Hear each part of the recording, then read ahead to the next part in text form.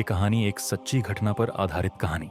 Elm street का रहस्यमय घर। एल्म स्ट्रीट एक साधारण गली थी, लेकिन एक घर अपनी अजीब वजहों से अलग था। घर नंबर 43 दशकों से खाली पड़ा था।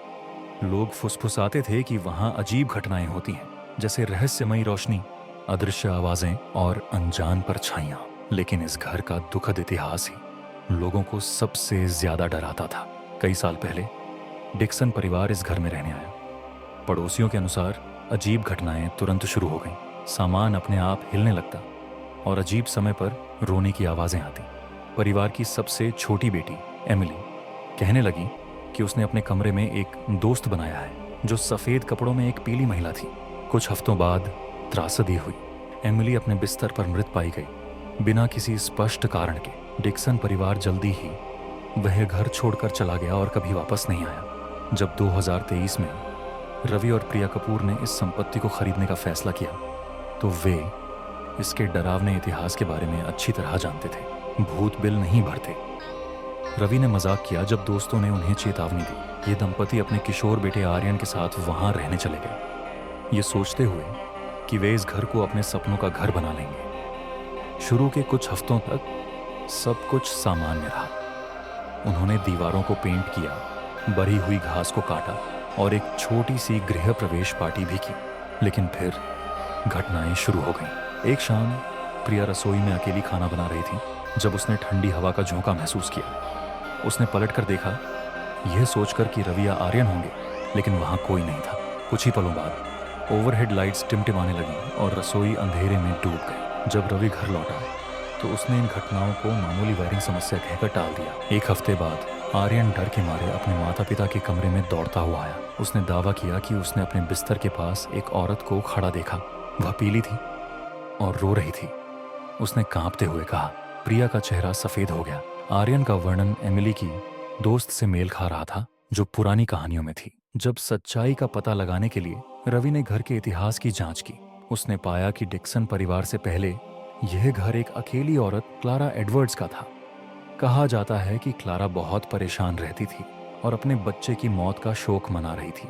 वह अपना ज्यादातर समय घर के अंदर बंद रहती थी और पड़ोसियों अक्सर रात में उसकी लोरियां गाते हुए आवाजें सुनते थे। जब क्लारा की मृत्यु हुई तो कहा गया कि उसकी आत्मा वहीं अटक गई थी। इस बीच प्रिया ने एक स्थानीय पैरानॉर्मल इन्वेस्टिगेटर मीरा शाह से संपर्क किया। मीरा कैमरे, रिकॉर्डिंग उपकरण और अजीब से उपकरणों के साथ आई। आधी रात जब कथित भूतिया समय शुरू होता है, जांच शुरू हुई। पहला घंटा सामान्य बीता।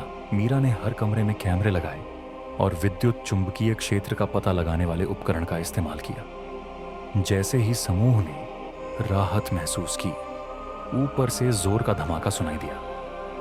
वे दौड़कर आर्यन के कमरे में गए, जहां उन्होंने पाया कि उसका बिस्तर फर्श पर आधा खिसका हुआ था।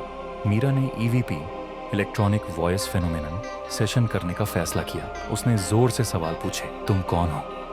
तुम यहाँ क्यों हो?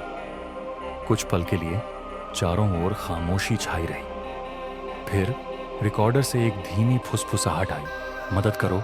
प्रिया की आंखों में आंसू आ गए। तुम क्या चाहते हो? उसने कांपती हुई आवाज में पूछा। रिकॉर्डर ने एक और जवाब पकड़ा, एमिली। यह नाम सुनकर सभी के रोंगटे खड़े हो गए। आर्यन ने खुलासा किया कि वह लगातार सपने देख रहा था, जिसमें एक छोटी लड़की मदद के लिए पुकार रही थी। सपनों में वह लड़की एक अंधेरे कमरे में फंसी हुई थी, एक दरवाजे को जोर जोर से खटखटा रही थी जो खुल नहीं रहा था। मीरा ने सुझाव दिया कि एक शुद्धिकरण अनुष्ठान किया जाए जिससे आत्मा को शांति मिल सके। उसने माना कि क्लारा का दुख उसे घर से बांध कर रखे हुए था और एमिली की दुखद मृत्यु ने इस ऊर्जा को और मजबूत कर दिया था। अगली रात मीरा ने अनुष्ठान की तैयारी की। उसने घर में धूप जलाई, सुरक्षात्मक प्रतीक लगाए और प्रार्थनाएं की ताकि खोई हुई आत्माएं शांति पा सकें। जब अनुष्ठान शुरू हुआ, कमरे का तापमान अचानक गिर गया। समूह ने हल्की रोने की आवाज सुनी और आर्यन अचानक अपना सीना पकड़कर हाँफने लगा। वह यहाँ है, मीरा ने कहा। रोने की आवाज तेज होती गई, असहनीय हो गई और फिर खामोशी। छत के पास एक हल्की रोशनी दिखाई दी और ऊपर की ओर तैरते हुए गायब हो गई। दबाव भरा माहौल हट गया और उसकी जगह एक गहरा सुकून आ गया। अगले कुछ दिनों में कपूर्स ने कोई और परेशानी महसूस नहीं की। आर्यन के सपने बंद हो गए और घर अधिक गर्म और स्वागतपूर्ण महसूस होने लगा। रवि और प्रिया ने वहां रहने का फैसला किया, यह विश्वास करते हुए कि उन्होंने आखिरकार आत्माओं को शांति प्रदान की है। घर नंबर 43 एल्म स्ट्रीट की कहानी स्थानीय किंवदंती बन गई, जबकि संशयवादी इसे अधिक कल्पनाशीलता कहकर खारिज कर देते हैं। जो लोग उस घर के अंदर गए थे वे सच्चाई जानते थे।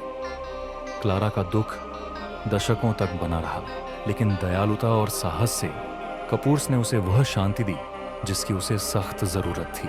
आज भी कभी कभी राहगीर उस घर की ओर देखकर उसके अतीत के बारे में सोचते हैं, लेकिन कपूर्स के लिए यह अब डर का स्थान नहीं है, यह प्रेम से भरा हुआ घर है। यह प्रमाण है कि सबसे गहरे डर को भी रोशनी से हराया जा सकता है।